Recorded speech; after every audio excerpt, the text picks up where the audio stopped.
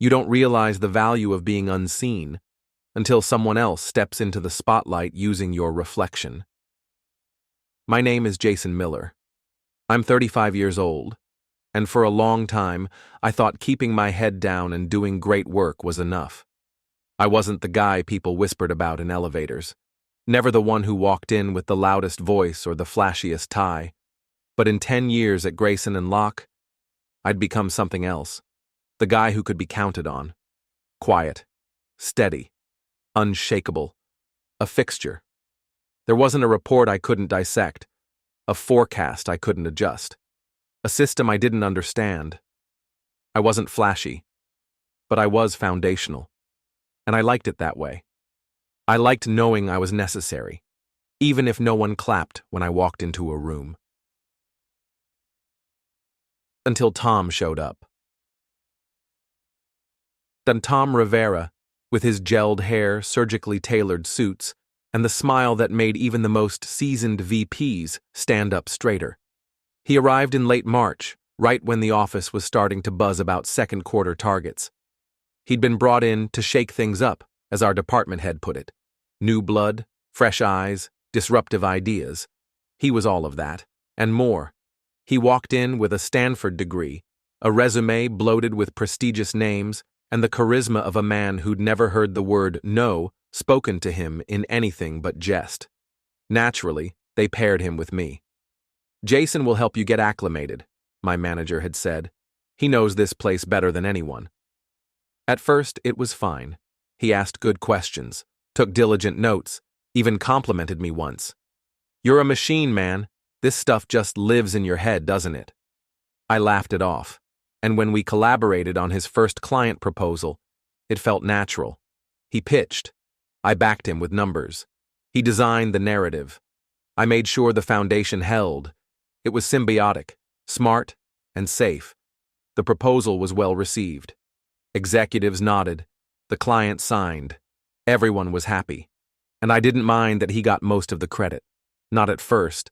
But credit, like power, is a habit-forming thing. The second time we worked together, he was more assertive. He took over more of the pitch, tweaked the data visualization. I offered suggestions. Some he took, some he forgot. Still, it worked. The client bit. The praise came. This time, my name was mentioned in passing. The third time? Not at all. By the fourth, I wasn't even included on the calendar invite.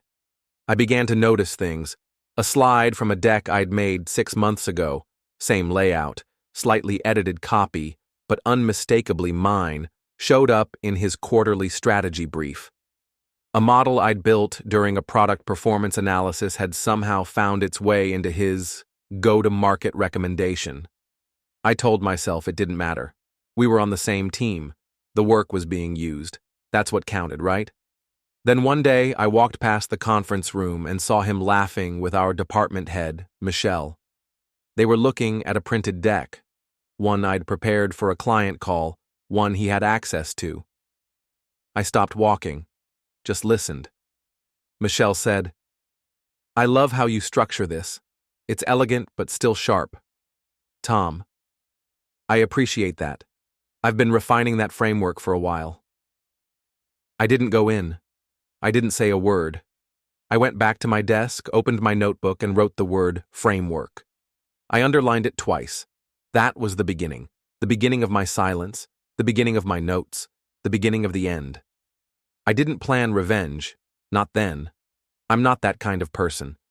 But I did start paying attention in a different way. I began screenshotting, saving old versions, marking dates, highlighting discrepancies, quietly, consistently, like a man building a fire in a freezing forest, one dry twig at a time. Around that time, Tom started gaining real traction with upper management. He floated ideas in meetings, loose, buzzy, lightweight ideas that somehow landed like revelations. We need to reframe how we think about data engagement. What if we reimagine our market entry strategy as a narrative arc? Bullshit, all of it. But people nodded. People loved him, even people who once loved me. The worst part? He still smiled at me, still tossed a, "Hey, Jason," in the hallway, still acted like we were partners. But I saw the calendar invites he sent without me, the emails he accidentally forgot to CC me on, the documents he renamed and rebranded and then took to senior leadership while I sat at my desk doing the grunt work he'd outsourced to me with charm and vague praise. I started dreading coming into the office, dreading the brief, polite meetings, dreading the way Michelle began turning her chair toward him in our weekly stand-ups, dreading the way people began asking him about things I'd built. My girlfriend noticed first. "Emily, you seem off," she said one night over takeout. I lied, said I was just tired, said it was a busy quarter. She didn't press. She never did. She trusted me to be honest, and that trust made the lie feel worse. I began working late, not because I had to, but because I didn't want to go home and admit I was losing. And I was losing. Badly. By mid-Q3, rumors began circulating that Michelle was stepping down. Word was she'd gotten an offer from a bigger firm. The director of strategy role would be open. People started whispering my name. Jason's the obvious choice.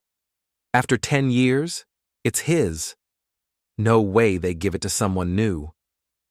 I tried not to hope, but hope creeps in. Then I walked into the break room one morning and saw Tom pouring Michelle a coffee. "Cream, no sugar, right?" he said, like they'd known each other for years. She laughed. "You're learning fast." Hope died in my chest that day. Still, I prepared. I built a vision doc. I outlined a roadmap. I created case studies from every major account I'd led in the past 5 years. I practiced interview responses. I stayed quiet, but I was ready. The panel interview came and went. Fast. Too fast. They asked generic questions. Smiled politely. Thanked me for my time. 2 days later, the announcement dropped. "Please congratulate Tom Rivera, our new Director of Strategic Development." There was a photo. Him smiling. Him in that same perfect suit. Him holding a coffee cup like he belonged in a leadership profile on Forbes. And me? I was nowhere. My inbox filled with awkward messages, people I hadn't heard from in months sending, "That was unexpected," and "You okay?" texts. A few asked if I was going to quit. A few avoided me entirely. Tom stopped saying, "Hey, Jason." He started giving me instructions. "Can you rerun that data for the fourth quarter forecast? Loop me in on anything you send to legal. Make sure I get a look at all outgoing material." I wasn't just not promoted, I was being erased. He assigned my most promising junior analyst to someone else. He pulled me off my oldest client. He submitted a performance memo saying I struggled with adaptability and exhibited signs of disengagement. I sat in that empty conference room reading those words and felt my hands shake. Then I stopped shaking and started planning. I didn't tell anyone, not Emily, not friends, not even the few people at work I still trusted. I just started gathering, not out of spite, out of necessity. You see, people like Tom, they rely on others being slow to notice. They move fast, talk fast, smile fast, and by the time you realize you've been pushed out, the door's already closed and locked behind you. But I wasn't slow. I'd spent 10 years analyzing patterns, catching inconsistencies, seeing what others missed. I just had to start applying those skills to him. So I opened a blank spreadsheet on my personal laptop. Rivera. Timeline. And I started logging. Day by day, item by item, meetings he hosted that mirrored my previous work, changes in access permissions on shared folders, duplicate files created within minutes of me submitting originals. I found PowerPoint decks with metadata pointing back to my first drafts, even ones I never shared directly with him. How did he get them? I didn't know yet, but he had them. One night, I found a file he presented to the board, a key strategy plan, that still had a hidden comment buried in the notes section. "Jason, circle back on this metric before Friday." My comment. My file. He hadn't even bothered to delete it. He just took it, renamed it, and claimed it. and they applauded him for it. Around this time, Emily noticed I was drifting. We fought, more than once. I'd come home late, quiet, and distant. She'd ask what was wrong. I'd say nothing. She didn't believe me, but she stopped asking. Then she stopped waiting up. One night I came home and found a note on the counter. I love you, but I don't recognize you anymore. When you're ready to come back, call me. She stayed with her sister after that. I sat in the kitchen and read the note 3 times. Then I folded it and put it in my drawer. I didn't cry.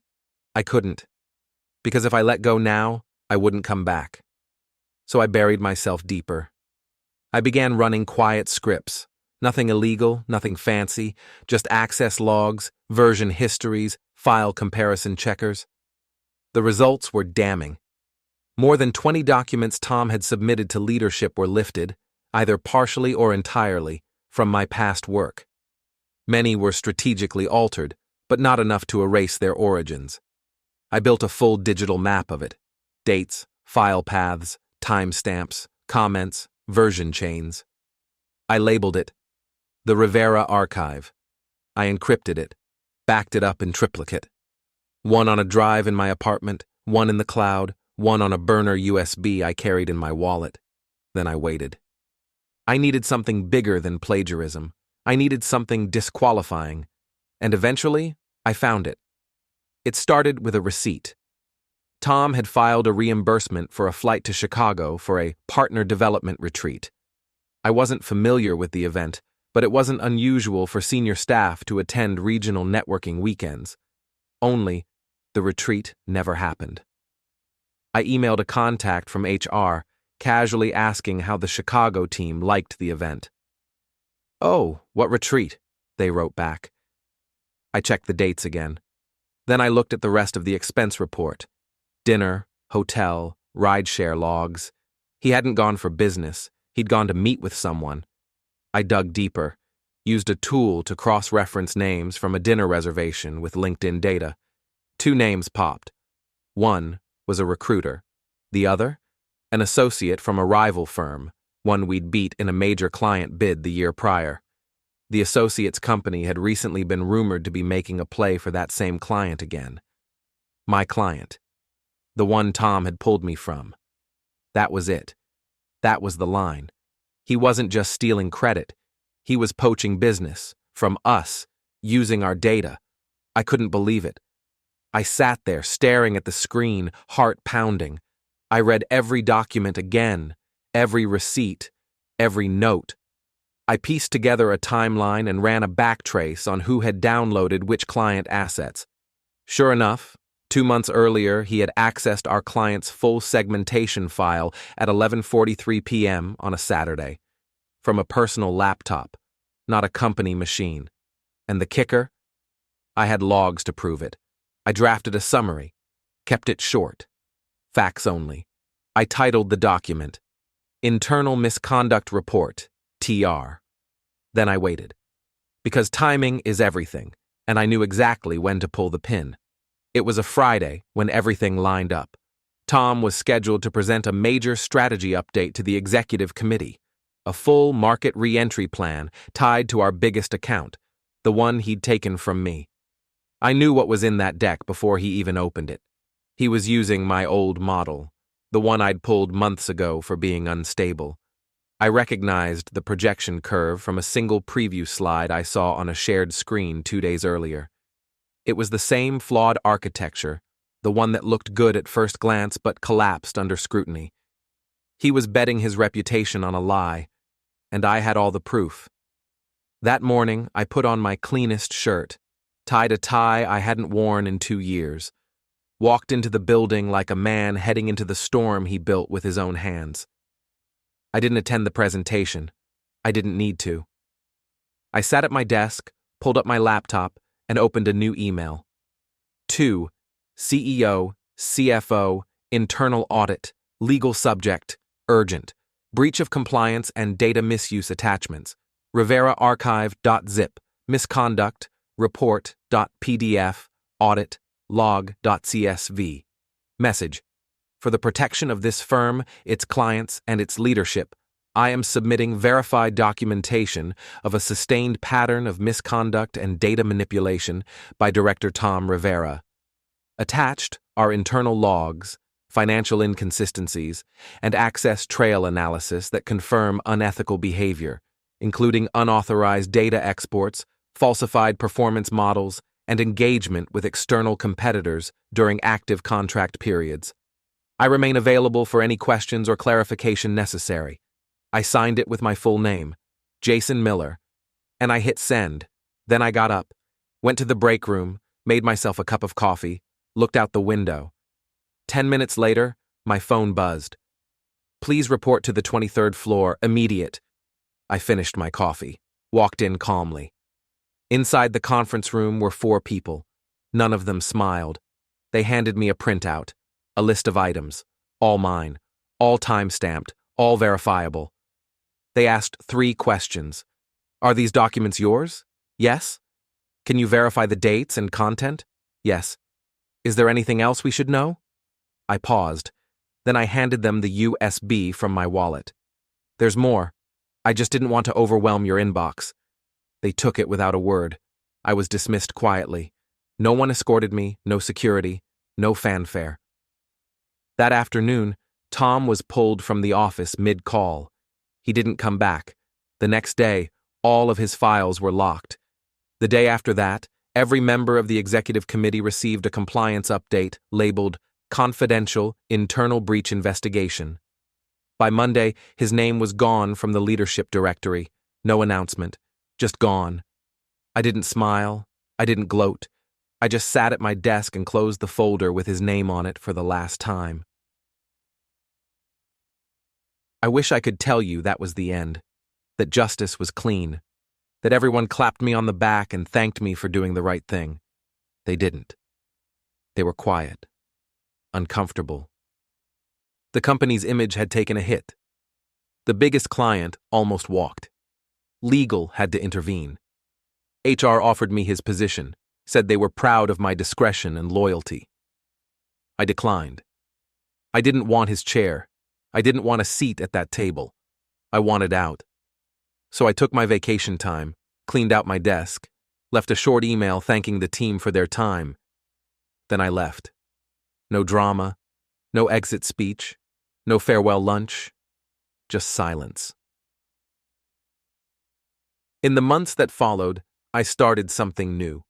Small, precise, personal, a consultancy, just me, 2 interns I trained from scratch, and 1 client who didn't care about buzzwords, only results.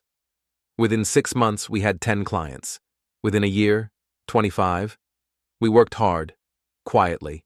We didn't need awards. We had trust and results. Then one morning, I got an email. Reference request, Thomas Rivera. I stared at the screen for a long time. Apparently, he'd applied for a strategy director role on the East Coast. Different name. Rewritten history. Same smile, I was sure. They wanted to know what I thought of him. I closed the email. Didn't respond. Not because I was angry, but because I didn't need to be. I already won. Time passed, and for the first time in a long time, I wasn't angry. I wasn't calculating, tracking, analyzing what was being taken from me. I was just still. My days were mine again. No backstabbing meetings, no political games, no email chains designed to make me look slow or sloppy. Just honest work, real strategy, small clients who valued substance over spin. I started walking to work, getting up early, cooking my own food again. I started sleeping, actual restful sleep, the kind where you don't wake up with someone else's mistakes waiting in your inbox. I thought about Emily. A lot. I didn't reach out right away. I didn't feel like I had the right. I'd shut her out when I needed her most. Or maybe when she needed me most. I don't know which was worse. One night, I sat on my balcony with a beer in hand and her note in my other. The one she left before she walked out. I read it again, this time slower. I don't recognize you anymore. She was right.